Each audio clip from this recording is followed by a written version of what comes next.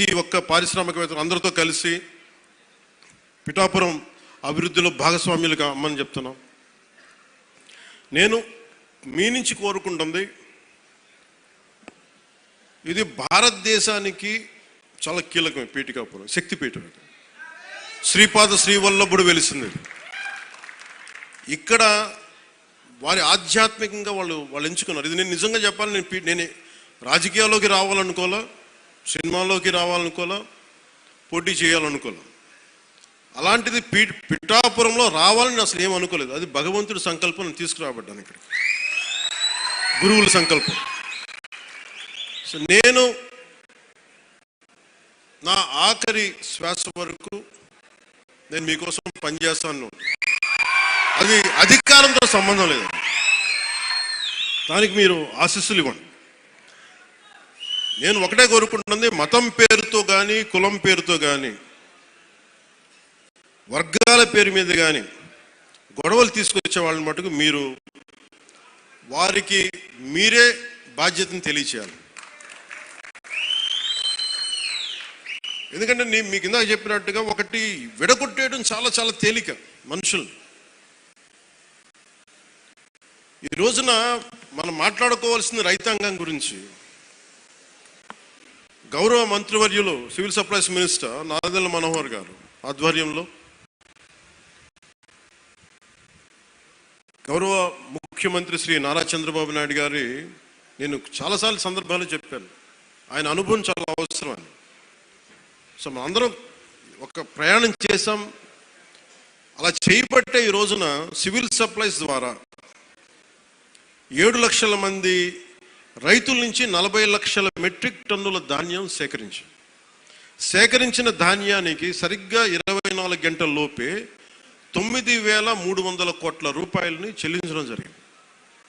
ఇది ఎక్కడైనా సరే మీరు గత ప్రభుత్వంలో ఎంతసేపు దేహి అంటే ప్రోయాక్టివ్ గవర్నమెంట్, నారా చంద్రబాబు నాయకత్వంలో ప్రోయాక్టివ్ గవర్నమెంట్ అంటే ఇంతమంది సమిష్టిగా కలిసి కృషి చేస్తేనే ఈ రోజున ఇంత అద్భుతంగా జరుగుతుంది. మీరు గత ప్రభుత్వాన్ని గురించి వాళ్ళు ఏం చేసినా సరే వాళ్ళు తెలిసింది ఒకటే, బూతులు తిట్టడం, ఇందాక నారాయణ గారు చెప్పినట్టు కేసులు పెట్టడం, ప్రజలకి మనశ్శాంతి లేకుండా చేయడం. మళ్ళీ అదే పాత పద్ధతి మొదలుపెట్టారు. మళ్ళీ పిఠాపురంలో గతం ఎన్నడూ లేని విధంగా మళ్ళీ మీరు స్టార్ట్ చేశారు.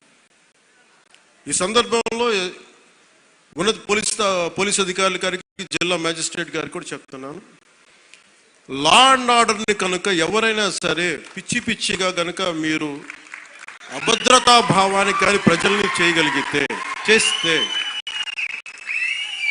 అస్సలు ఉపేక్షించద్దని చెప్తున్నాను. నా మాటలు చాలా మెత్తగున్నాయి కానీ చేతలు చాలా చాలా గట్టిగా ఉండి గుర్తుపెట్టుకోండి. ఇది మిడివల్ పీరియడ్ కాదు కాబట్టి నా మాటలు చాలా నియంత్రణతో ఉన్నాయి. చేతలు చాలా చాలా గట్టిగా ఉండి గుర్తుపెట్టుకోండి. ఎందుకని మీరు రాజకీయ పరంగా ఏదైనా చేద్దామంటే సంతోషం, మీరు ఒక విమర్శ చేయండి, ఇక్కడ అభివృద్ధి బాగలేదు, ఇంకోటి బాగలేదు, కానీ మీరు కులాల మధ్య మతాల మధ్య గొడవ పెట్టేద్దాం అనుకుంటే వాటిని మెరుగు నేను వ్యక్తిగతంగా చాలా పర్సనల్గా తీసుకుంటాను. ఎందుకంటే I believe firmly in the foundations of our constitution. నేను రూల్లే మాట్లాడతా, రూల్నే అప్లై చేస్తా. అది దయచేసి ఉన్నతాధికారులందరూ, అది మీరు కలెక్టర్ గారు కావచ్చు, ఎస్పీ గారు కావచ్చు, మీరు ప్లీజ్ అది మీరు చాలా ఫర్మ్గా అప్లై చేయండి. అది నేను స్వయాన ముఖ్యమంత్రి గారే మేము తప్పు చేసినా మాకు కూడా అప్లై చేయండి అని మేము శాసనసభలో చెప్పి we are bounded by that word. అందుకని ఎవ్వరు కూడా వ్యవస్థకు అతీతులు కాదు, నాతో సహా.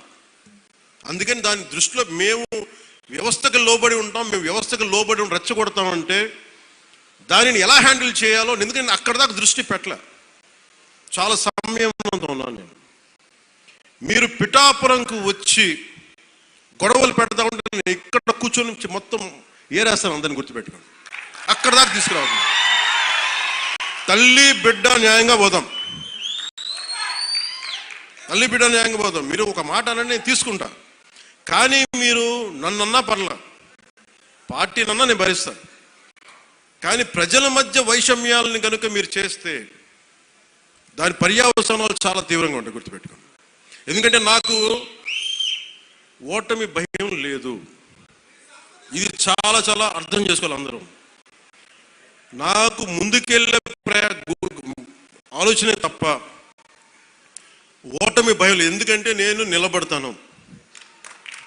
నాకు తప్పు అని నేను ఒక వాస్తవంలో బతుకుతాను. ఈరోజు పదవులు ఉండొచ్చు, పదవులు పోవచ్చు, వీటి మీద నేను ఆలోచించుకొని చేయను. ఈ రోజున